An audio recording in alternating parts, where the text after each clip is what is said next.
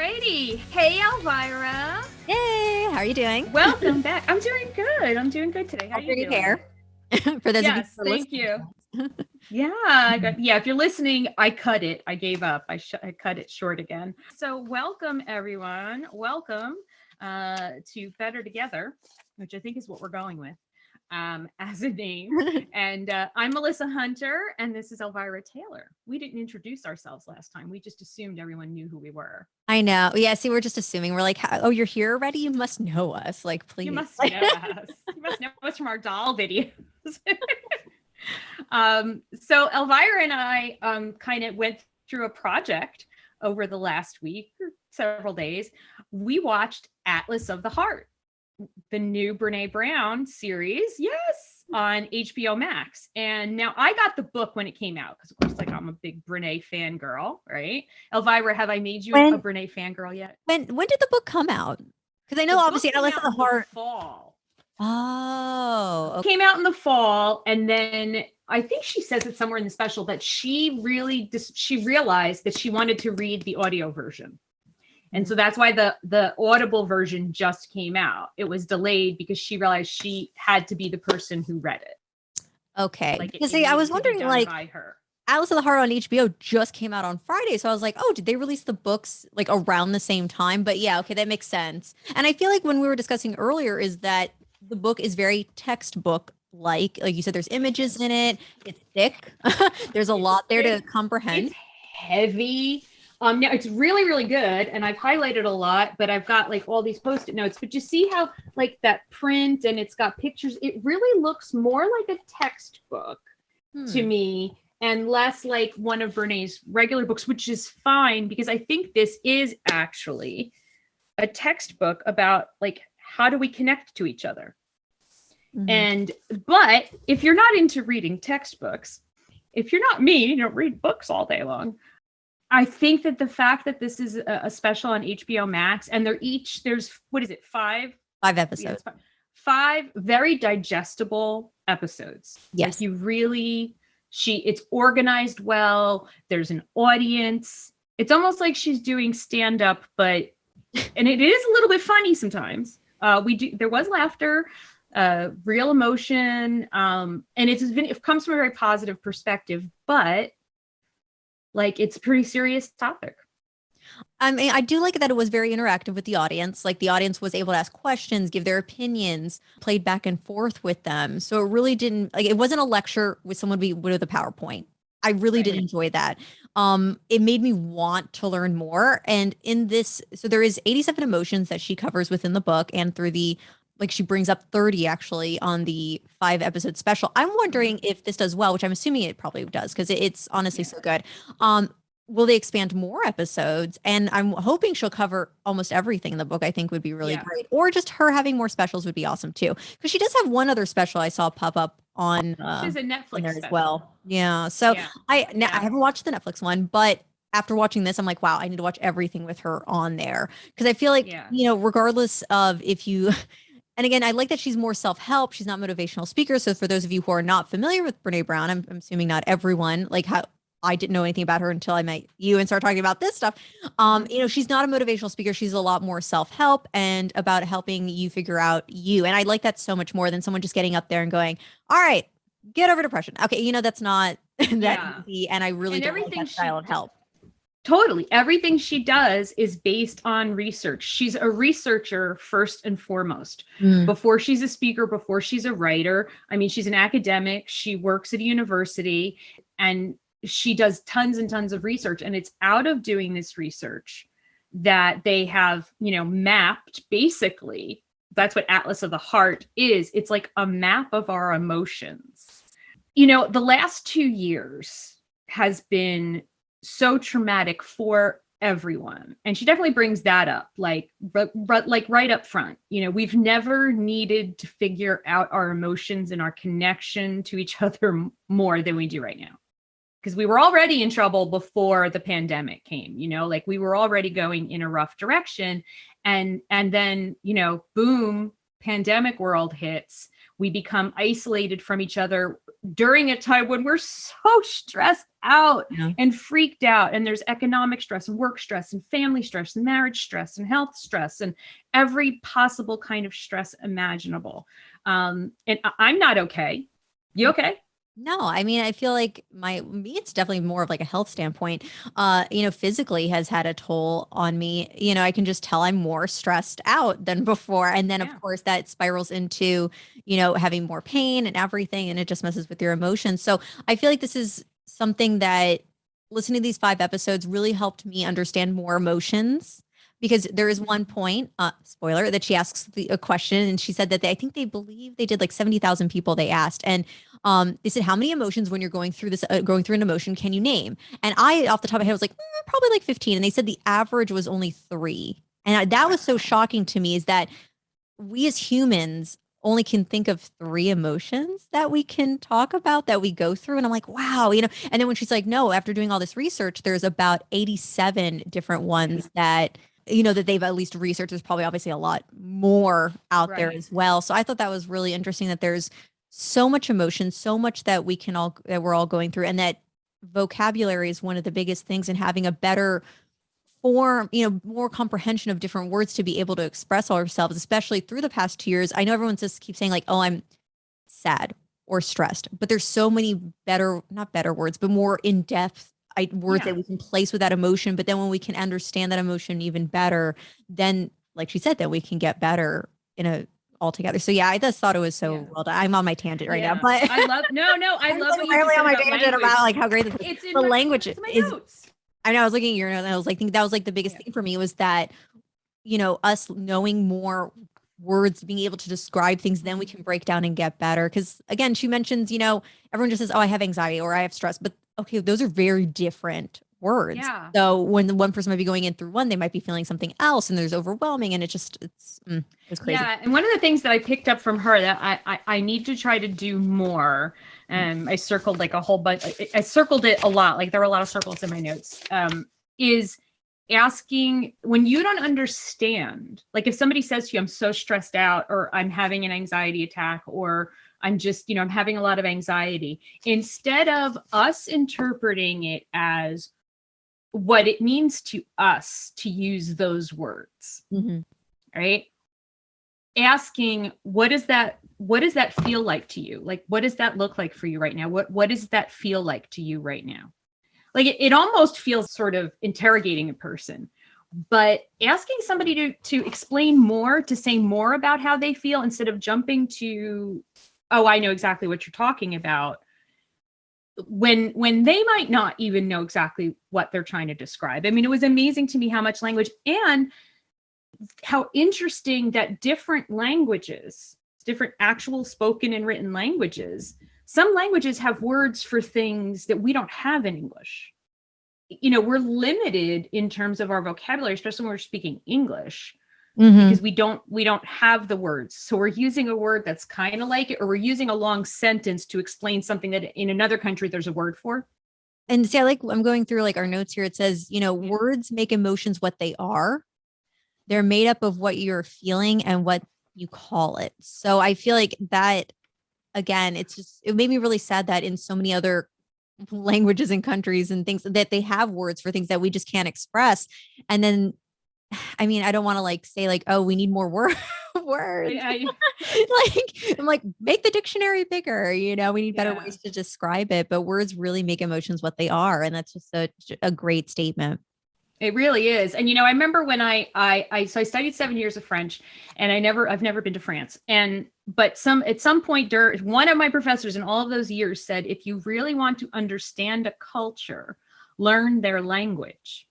And that now makes so much more sense to me, because the way that some languages have words for things that we don't have in English, it helps me to see that those people maybe have a more nuanced understanding about some types of emotional situations than we do if we're speaking English. And if you can't describe it, if you don't have the language, and that's why she defines 87 emotions in the book, to help us have the words to use properly, like the difference between, dread and fear. not exactly the same emotion, and I was like, oh, I kind of use those, like worry, dread, and fear are not all the same thing. But sometimes in English, we use them as if they're the same thing. So I am a worrier. Did you see the notes? I wrote these really funny notes where I was like, I really think I've conquered this. I think I've conquered worry. Wait, I know. I'm looking at it right. That's the exact note I was reading right before you said that. I was like, you've conquered this habit. You have it. You've conquered it, Melissa. You got a knot in your stomach all day because of something that happened with one of our partners at Family Video Network, but you don't worry. But that's, like, I'm not defining it as worry. Yeah. I'm defining it as stress. But if I were to dive deeper into what I'm feeling right now, what I'm feeling is worry. I'm feeling worry, not stress. And that there's like a slight difference. I love that. It says worry. So I have somewhat conquered this.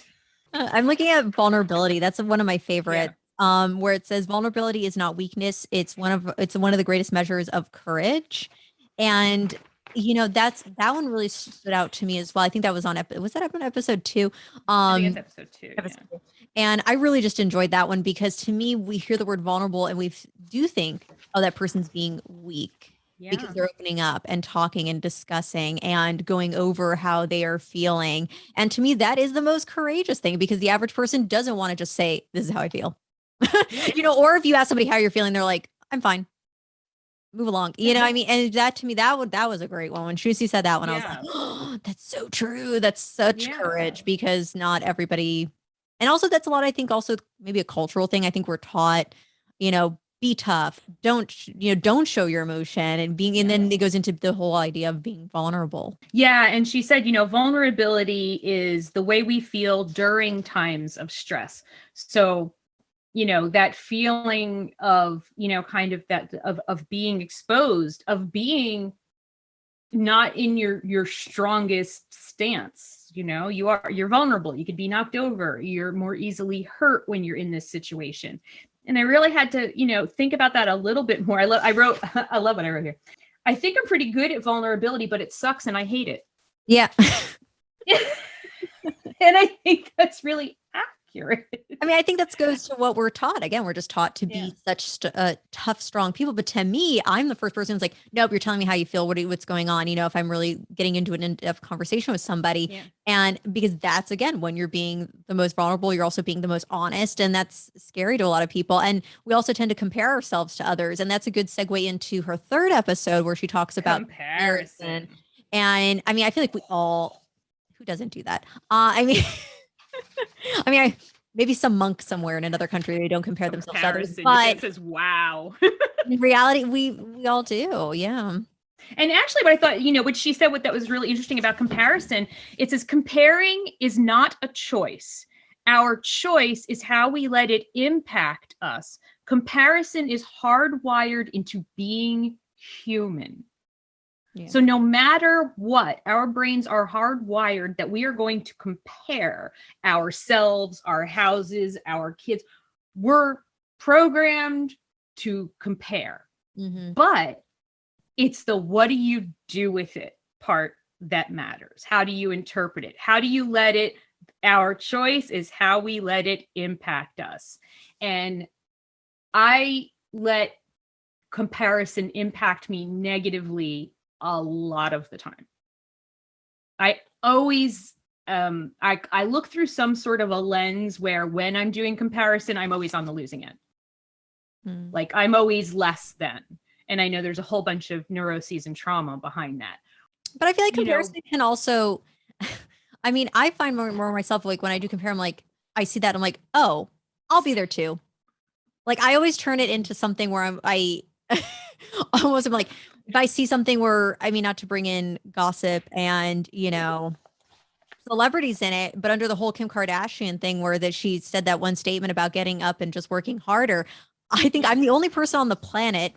And this is before I read any other comments where I heard her say that, and I didn't take it as a negative. I was like, I I do work hard. I'm going to work 10 times harder and I'm going to have even more stuff. And that really, if anything, I took what she said and used it as a motivator. So yes, I compared myself, obviously we all compare. And I compared, I was like, okay, well, I don't have a $15 million mansion, but I'll be there one day, and that's how, so it's like almost like comparison, I feel like isn't always negative, but I feel like in general, we do try to beat ourselves down with comparing ourselves to everyone, whether it's a celebrity, our neighbor, our family members, I feel like there's always going to be some level of comparing but I don't think that that comparison goes in the negative for everybody. Like it was something that I thought about something I realized about myself when she said that, and she sort of dove into some of the comparison emotions like envy and resentment, and the German word that I still can't say. In my head, I've always been saying Chefenfrei because I don't know how to say it. I've only ever read it, so I still don't know how to say it. But we'll have to find a clip of her saying the word. I have so much trouble saying that word too. And what's so funny, when she showed the clip of The Simpsons on her show, I was kind of laughed because I was like, I actually remember that episode. I was like, and that's one thing we forgot to mention too. She does show movie clips and TV show clips while she's going through these episodes. So let's say you are someone who has trouble visualizing some of this stuff, right? Showing, Forrest Gump, showing The Simpsons, showing us TV shows and movies that a lot of us have seen these, and breaking down going, oh, that character is showing that emotion. I'm like, oh my gosh, yes. Now I can visualize this word so much more. And I have a better understanding of that emotion. So I feel like her, and HBO probably partnering together and doing all these clips together. Great idea. It was a great illustration. I mean, it was definitely better than PowerPoint, but like we, watch some of these scenes. And then she also had different experts or different writers and different people that she knows, like also come in and kind of explain some things because she knew that they could explain it better than she could, which was awesome. So it was cool because you got to see different people and hear from different viewpoints, also get stuff from the audience. But seeing some of those clips really brought home a lot of those emotions, and also trying to help, kind of her like showing like a group of scenes and then saying, and she's from Texas. So it's kind of like, what do y'all think they were feeling in that scene? And you're like, okay, I think I know what it is, but now you're like nervous. You're like, I don't know. There's 87 emotions. I only know 10. I don't know what they're doing. But again, I like that she broke it down and gave us a reference of like, okay, this is a good example of what it looks like. In that world of comparison, she talked about envy and resentment. And I have to put on my glasses for a second. I laughed a lot at that episode. Not like a ha-ha laugh, but it was more of like, oh wow, because there is such a big difference. And when she was bringing up malicious envy and like talking about like, oh, someone's going on a trip, and whether you're jealous that they went on the trip or you're maliciously envious like about them going on this trip, and I'm like, oh, you're right. That's like to me a very what was it, like drama words, like words that I Real Housewives type of scenario. And I like malicious envy and regular envy, and how she said like, what did we call it? It was friendvy. Like they were like, we need to come up with a better word for non-malicious envy, because it does like, I mean, saying envy does sort of sound like a bad thing, but it isn't necessarily, because when it's non-malicious, it's just like, wow, I really wish I had Elvira's, beautiful face, or Elvira's really long. Oh, I just knocked into the microphone. Elvira's beautiful long hair, or, I look at my neighbor's garden and it's like, wow, I really wish my garden looked like that. That is envy, but there's nothing malicious about it. Yes. It's not coming from a place of like, almost it makes me want to say like some of my Women Who Kill shows or anything like that, where you're gonna go and be like, I want her gardener, and just go crazy. It's not like one of those scenarios where it's almost like a friendly, which again the friendly word comes from, where you're envious that they have it, but you're not. And again, it's not coming from a really dark, evil place. Yeah, you're like, oh, good for you. You have a good garden. I mean, I want a garden like that, but good for you. I don't. I'm envious. I wish I had what you had. But then resentment is a function of envy. And so resentment is, now, do you have a better, here it is. I was like, wait, do you have a better happens when you fail to set a boundary. So resentment is all in our own heads. Oh, yeah. Yep. And I do it all the time. I get really, really, and poor Elvira has to listen to me. I get really frustrated, or I get hurt or upset. I get a lot of emotions. That's natural, though. I feel like, again, it's one of those things that we're just in this type of world and society where you're just not told, okay, well, make sure when you have a conversation with this person to set up a boundary so that you won't feel resent. I mean, that's not a conversation a lot of people have. I feel like we should have those conversations. We should. So it's natural to go on and feel those things, but I really did love when she said boundary. I could hear you saying the word boundary because you've said it so many times in all of your other episodes. So I feel like I was hearing her say it, but I was hearing you say it too. It was that's cool. That makes me feel really good. I was like, Melissa says that, and she's really the one when she talks about. She was on a podcast a long time ago with Russell Brand. You have to look it up because it's on Spotify and it's on his show. So it's Russell Brand and Brené Brown. They did this really long podcast and it was amazing because they just went everywhere, like on, because it's Russell Brand. So it's all over the place. It's kind of like me, but with an English accent. And that's the first time I heard her talk about boundaries and compassionate people. And so I think this is in one of the later episodes. It might even be the last. Was boundaries in the last episode or second to last? No, I believe it's in the fourth. Oh no, because when she went into compassion, she went back to boundaries. But her studies have shown that the most compassionate people in the world also have the best boundaries. And I remember she said on Russell Brand's show, she said the one thing they all had in common was ironclad boundaries. And I thought to myself, because I do have boundaries with some people, but the place where the resentment comes in is I don't have enough boundaries. So I feel like I'm being taken advantage of when I've never said to the other person where the line is. Yeah. Right. Like, this is what I'm going to do for you. Okay. Like, so like right. Family Video Network, I'm your network manager. Right. Okay. And I tell you guys, I'm going to take care of you. I'm here for you. But I never set any kind of a boundary about what that means. Does that mean you can call me at 3:00 in the morning on Sunday morning? Does that mean that, I will, stay up for days on end trying to fix a problem for you? Like, where is the boundary? And the problem is I didn't even set one inside of my own head. Mm-hmm. So how could I have expressed it to you? But then we get all resentful because we think people crossed a boundary that we never even told them about.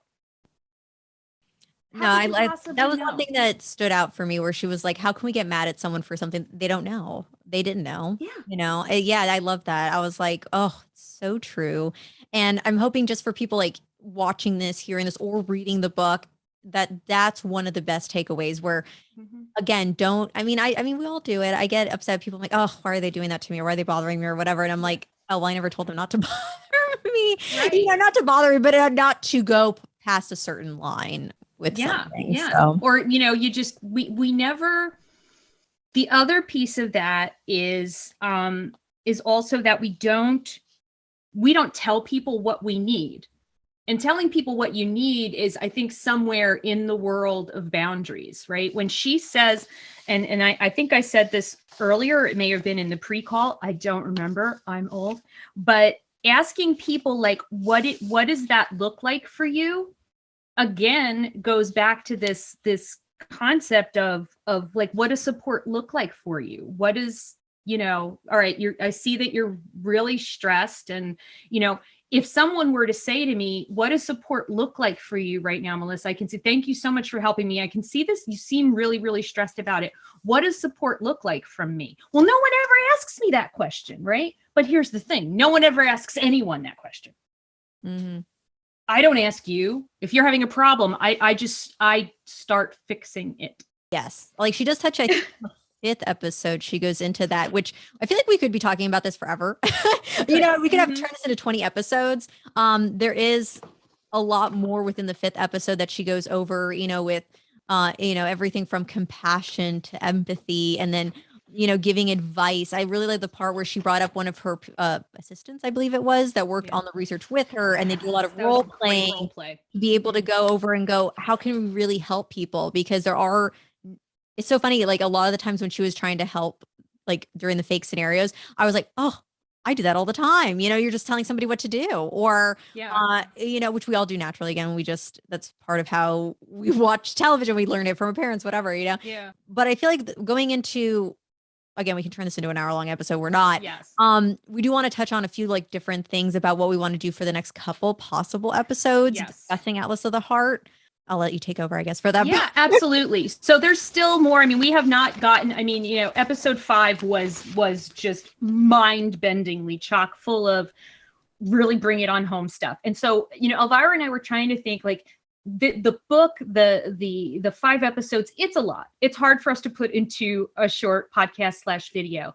And, the concept of us putting together this channel was that we could all get better together. And by together, we don't just mean like myself and Elvira and Robin, like we mean, you who are out there watching. And so what we would like to do with the next couple of episodes is we would like you to share with us it's like a watch along. So if you're watching or if you're reading the book, if you could share with us either short video clips, or if you want to, if you're like, I'm not going on video, but if you want to send us some thoughts in an email that we can share with folks, we're asking you to share video clips, thoughts, what stood out to you, what was your favorite part of it, what did you learn, all of that. You can reach us at, it's very tricky. It's hello@melissahunter.com. And we'll put the link in the show notes and in the description below the video. We would love to have, ideally, we would love to have some video clips. Now, we know that some of you out there are pretty good at video. We know you can do this. We've seen you TikTok. We've seen you Instagram. So yeah, send us a quick video clip of part of what this brought up for you. Be part of the Getting Better Together group, the family. Yes. Yeah, we would absolutely love that because there is a lot to talk about in here. So much, just so much. So if you haven't started watching it, start watching Atlas of the Heart on HBO Max. The book is good, but the book is heavy. The book is also expensive. It's a great book, and we'll put a link down below to the book, which will be an affiliate link, which means we'll make a little bit of money if you do buy it through us.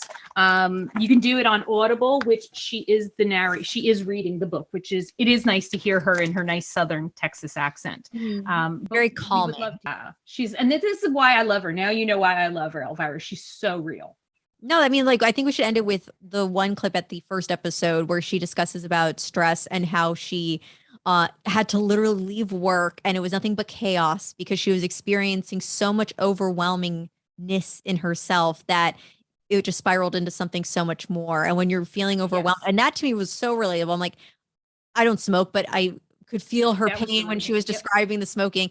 And, to give a big, I guess, to go over it really quickly, was that she was at work, overwhelmed. She left and she was driving home crying. She was trying to light a cigarette. She refilled the hot sauce bottles at work. The hot sauce was all over her fingers. She was crying and driving. She was on the interstate. She rubbed her eyes. Her eyes were burning from the hot sauce. She dropped the cigarette in her lap, ran off the interstate. And I was just like, that was a good visual like representation, the way she was describing it, of when someone's overwhelmed, it just is a giant snowball. And I was like, wow, we've all been there. We have been. It was very relatable. Absolutely. Absolutely relatable. Yeah. So we should leave it so you can see, like, this is the kind of show we're talking about here, folks. It is amazing. And we're super excited that hopefully you will participate in this because this book is about getting better together.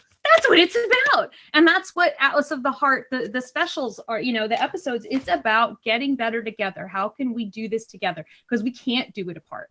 And we see what happens when we're apart for 2 years. It does not work out well. It does not work out well at all. So hopefully we can get better together here and elsewhere. So please comment down below. Please reach out to us. Tell us, what you thought. Share your videos. And I thank you so much, Elvira, for being here with me and for watching this. And thank you so much, Robin, for doing our audio. And for anyone out there who's watching this on YouTube, and let's say you're you don't have time to watch it on YouTube, this is available in podcast format, which we will hopefully go backlog and try adding all of the links, but it's available anywhere where audio is available to listen to, from Apple to Spotify, Anchor, Amazon Music, and a bunch of other ones. So it'll all be in the link below. But I just want to give that as an option out there. So let's say if you're not into visuals, you can listen to Getting Better Together. Yes. Awesome. So thank you so much, everyone. Thank you, Elvira. And we will see you real soon. We're going to be talking more about Atlas of the Heart. We can't wait to hear from you. Love you guys. Bye.